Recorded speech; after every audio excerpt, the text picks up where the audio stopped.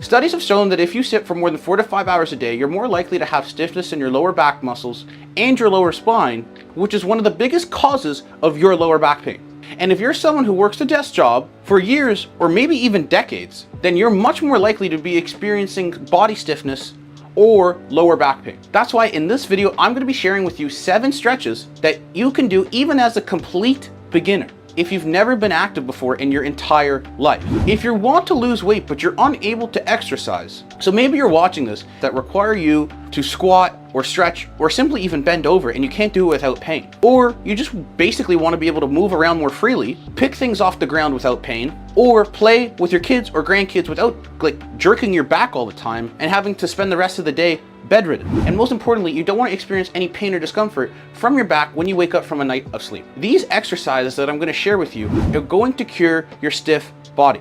Don't worry, these stretches are super beginner friendly and I'm going to break it down step by step. So the first exercise is called, I call them spine up and down. I know there's probably a more technical term for it. I know what you're thinking. I'm like 20, 30, 50, 100 pounds overweight right now. There's no way I can do this. And I get it. I used to be 150 pounds overweight and I couldn't touch my toes. But this is one of the biggest things that got rid of my back. So now I'm going to throw it to myself in another video breaking down how to do it. Anyone watching this, I kind of messed up the order when I was writing all the exercises down. I've combined some of them, but I don't think that will really matter that much. But basically, yeah, for the spine up and downs, I basically combined that one with the upper body twist. And then, so I combined 1 and 3 at the same time. And then number 2, I also combined with number 5. Okay, so the first one is going to be spine up and downs. Now, I'm sure this isn't the exact terminology or the exact correct name, but this is what I personally call it. And I'm going to give you 3 parts to it. So the first one, this is the number 1 stretch that I give literally every client with either back pain, stiffness, literally anything, especially ones that are doing like a desk job, work 9 to 5. They're like, hey, give me 1 stretch. I would go with cat cow, but like most people don't want to get out of the floor. We'll get to that later. All right, so basically all you're going to do, you're gonna just stand regular stance. Now that most people are just gonna be shoulder width apart, right? And shoulder width apart is basically just like your shoulders are parallel with your feet. Pretty straightforward. And then what you're gonna do is you're just gonna try to bend over and touch your toes. Now, this is not me faking it for the video. I'm very stiff. As the time of recording this, I've only been awake for about 30 minutes. I just walked my dog. I haven't done any stretching. Speaking of my dog, here he is in frame. This is the first time I think he's actually making an appearance on camera. So all I'm gonna do is I'm gonna bend over and I'm gonna come straight up. And then I'm gonna bend over and I'm gonna come straight up. Now you can see after like 2 reps, because I do this all the time and I'm not that stiff, I'm basically able to touch the floor. So I'm gonna keep going. And then eventually the progression would then be all at the same time. You're gonna bend over and then bring your hands straight up. Now, I don't know if the mic picked that up, but my back just cracked. It feels very nice, okay? Breathing doesn't really matter too much. Obviously, remember to breathe with this. Now, in terms of reps, minimum 10 reps when you're doing the bending over.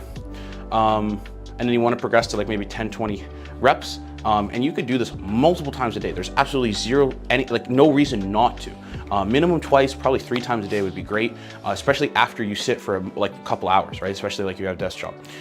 So I normally do this all 3 at the same time. So the spine up and downs would be the number 1. Okay, if you take away anything from this video, it'd be that. The second one would be side to side bendy things, which is literally you just take your arm and you're gonna go straight down, because basically it's working this part of your back, right? Which is, and this part, which is your obliques, like basically the side of your body. We work the frontal plane, right? The ups and downs. And now we're gonna work on all 3 planes of motion by doing this basically. Okay, so now we're working the sides. And again, you would do like 10, 20 reps for the sake of simplicity and making this quicker. I'm not gonna do all that. Number 2 would be side to side knee touches. And again, I don't know if this is the proper name. This is just kind of what I call it. This might be very simple, but it's super effective for someone who's not really active or haven't been active for decades. This exercise will really open up your hip flexors and improve your lower back pain dramatically. I'm gonna throw it to myself again to demonstrate. Okay, second part to this would be like side to side knee touches. Again, don't know the proper terminology, doesn't matter because this is really effective. So I would start with the spine up and downs, because you don't really have to get on the floor. But let's say you go home, I definitely do this because it helps with the lower back a lot and your hip flexors. Those are 2 in the same, okay? Well, they're not actual same, but like typically when you open up your hip flexors, you open up your back pain, okay? So what we're gonna do, and I hope I'm in frame, I'll show you from both side view and front view. So front view, pretty straightforward. You're gonna lie as if you're doing a bridge, right? And then what you're gonna do is you're gonna put your feet together and your knees together. I also want you to open up your hands, because then you get a double benefit of this where it's going to work your chest, your pecs, right? So then you're just going to shift, and you can start gradually. You're just going to shift side to side.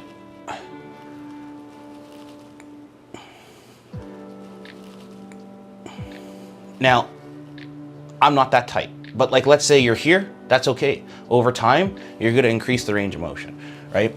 And then once, if you're doing this properly as well, like this, you could just hold this stretch as well. It's working your pecs right here, okay? Then if you want the advancement in terms of like breath, I would breathe out when you're coming down. So,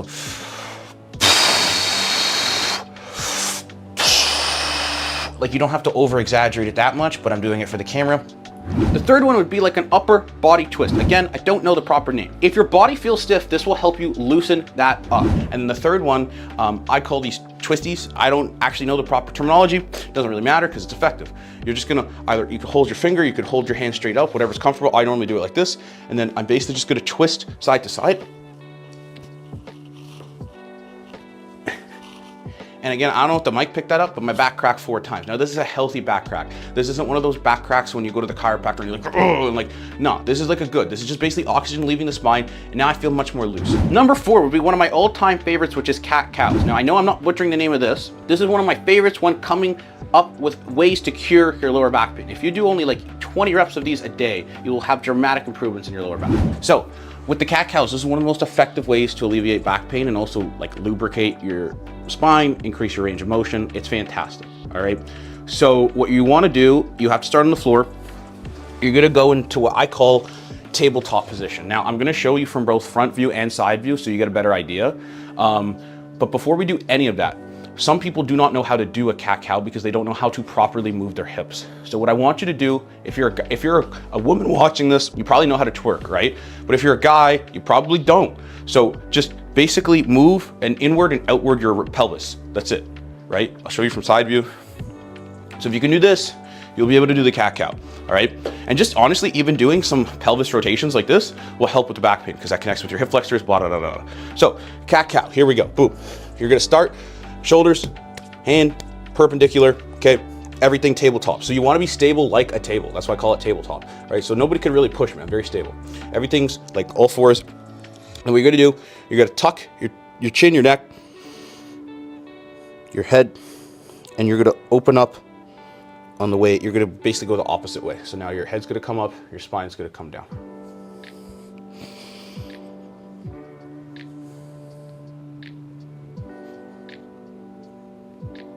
And now I'm gonna show some side view. Okay. Do not clip this and put this on my OnlyFans. All right. Everything stacked. And boom. Now a little bonus one for you, but after cat-cows, I would recommend to do, I call them spine around the worlds, because then again, you're working a different plane of motion. So if you can see, I'm basically bringing my entire torso in a circle. And I'll move my neck a bit, and then I'll go the other way around as well. Okay. Number 5 would be lumbar rotations. And then an advancement of this, or I would always do part 1, part 2 to this, would be you took your foot and your ankle, or sorry, put your ankle over your knee, and then you go straight down as well. Now this one's gonna be even more challenging, and I go back and forward.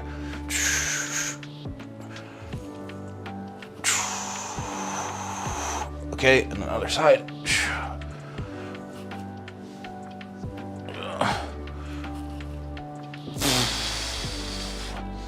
Okay, number 6 is going to be a doorway stretch. Okay, so now the last one would be a doorway stretch, or basically anything for like your pec stretch, because a lot of people are anteriorly rotated, their chest, their pecs, their shoulders are really, really tight.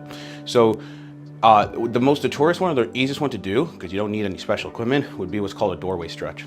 So for just reference or example, pretend this is a doorway. I would take my hand, make it a 90-degree angle like an L, right? Like so, and just kind of chill. Now my pec's not that tight, but most of you watching this, it's not gonna be that comfortable. You'll feel a lot of discomfort in your shoulder and your pec, right? And then you could lean into it, put some more weight into it. You should feel basically here and your shoulder.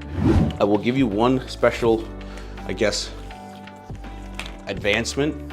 If you have a band, you're going to loop it around your hand, sorry. You're gonna loop it around your hand, right?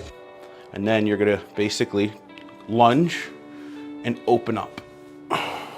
This is a much more effective stretch. It's a much deeper stretch, but it's also not as painful, right? Because you can move around a bit. You can, like, this is like working your fascia. You can move around a bit. You can open up and in and out your hand, right? You don't even need to drop down. For a lot of you watching this, this is gonna be tight. This is gonna be hard enough. This is gonna be really tight. And then you can work your shoulders, but there's a whole other video about that. So if you'd like me to do some more breakdown demonstration videos like this, please drop a comment below. Because there's like so much stuff I can show you that's really cool with the band that not just will help with the lower back pain, but like with pretty much anything mobility wise. Number 7, and I don't know if this is the proper terminology, but this is my take on what's called a vinyasa flow. So the next one is gonna be a vinyasa flow. Now I believe that is the proper terminology. If it's not, it is what it is. I don't actually know where I found this. Basically, let's say I just finished the cat-cow, okay? And then I'm gonna go into a plank or push-up position. I'm gonna basically make a pike, so push down, right? And then I'm gonna come all the way down. Bring my spine in. So now this is like a cobra position. This is working my spine, my T-spine. There's a lot of benefits. Now I'll show you from side view. So push up, plank position, push back.